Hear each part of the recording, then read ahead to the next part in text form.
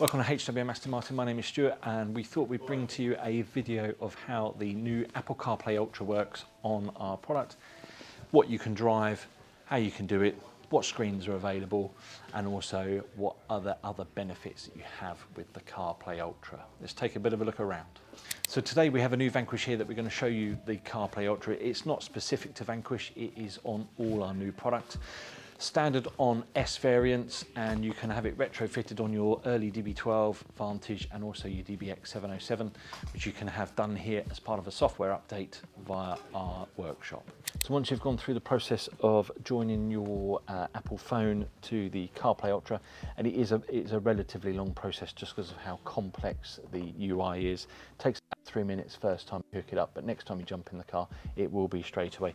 You will be presented with this screen here, and then your DIM unit in front will also launch as the Apple CarPlay and Aston Martin banner.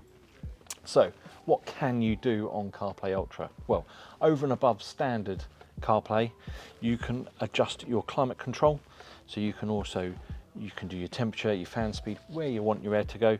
You can even turn the air conditioning on and off and sync the interior if you want to. Also individually, if you wanted to, you can go back to the main screen, and in the top corners of each you have the temperature settings, so you can have a quick access to your temperature, your fan speed, and where you want your air to go as well. And then the 3 dots take you back through into your climate mode. So being fairly familiar with CarPlay anyway, they do make the interaction between the interface and yourself very, very easy. And one of the really cool things that I quite like is you can actually control your vehicle and pretty much everything on the vehicle through the Apple CarPlay Ultra. So you'll have available things like your Barrett and Wilkins stereo. You can adjust that. It will take you through to the Aston UI on that side of it.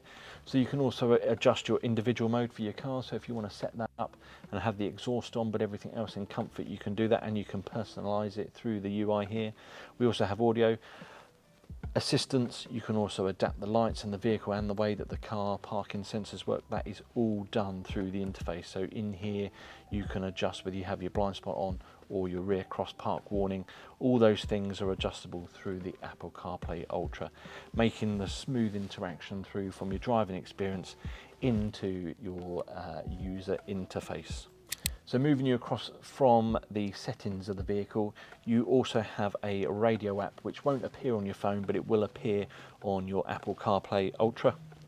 And in here, so this vehicle is inside the studio at the moment, but you do have AM and DAB and FM available to you, and the car will list all the radio stations that are available to it. So a first for most of the cars that are in the marketplace really is you have an individual radio app, so it doesn't actually run through the actual Aston Martin UI that is available on the vehicle. It's also one of the really cool features by having just a touchscreen with dials and buttons on the centre dash here for an Aston is as you turn the volume up and down, you'll have your own Apple, I guess, styled volume control. Again, if you do the temperature control, you'll see this appear up in the top right hand corner.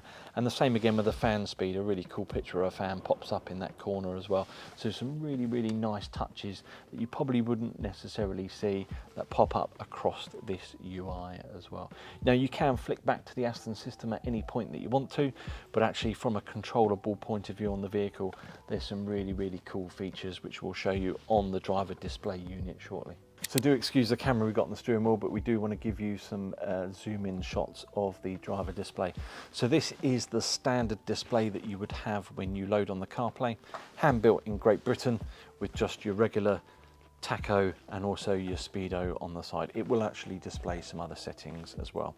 On the right hand side of the steering wheel here, you have some options, so you can flick through the screen as a rotating up and down, or you can go side to side and have different things displayed. So what we'll do is we'll take you through some of the features that you have up on the display.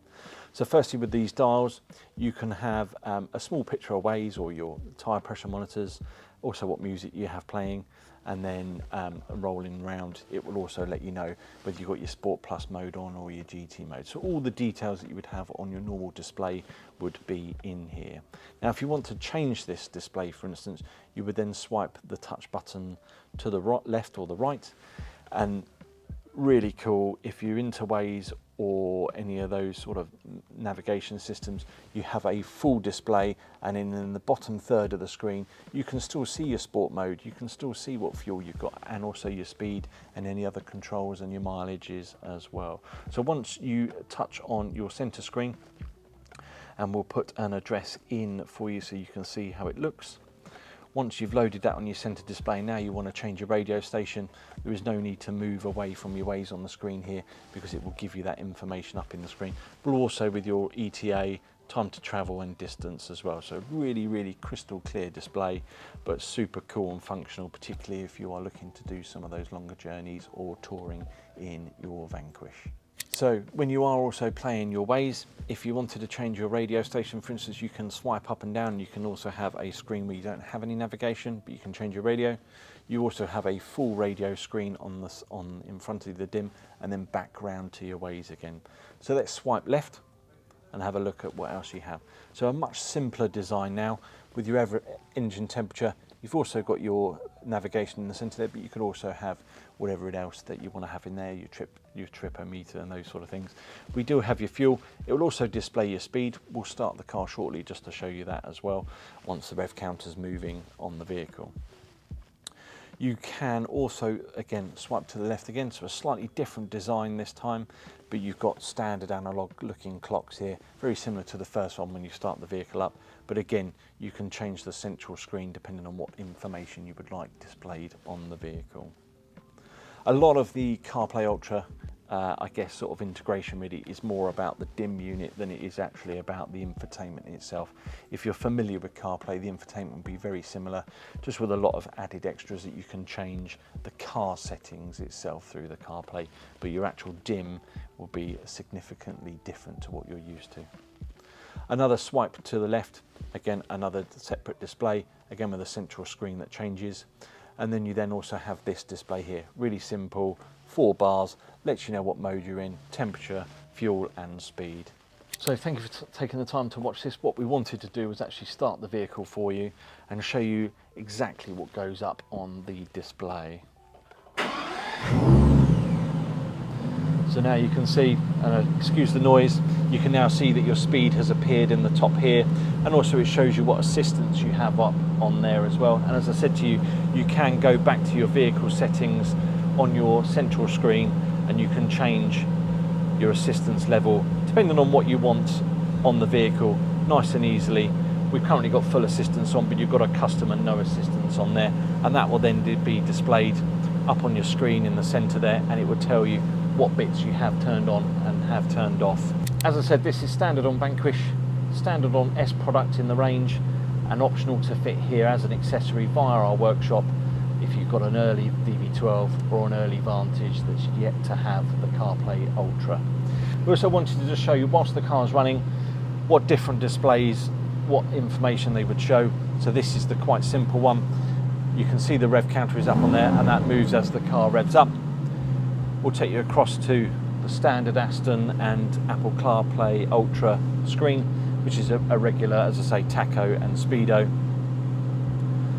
And then across to your Waze as well. So this one has much more displayed now with your speed in the center.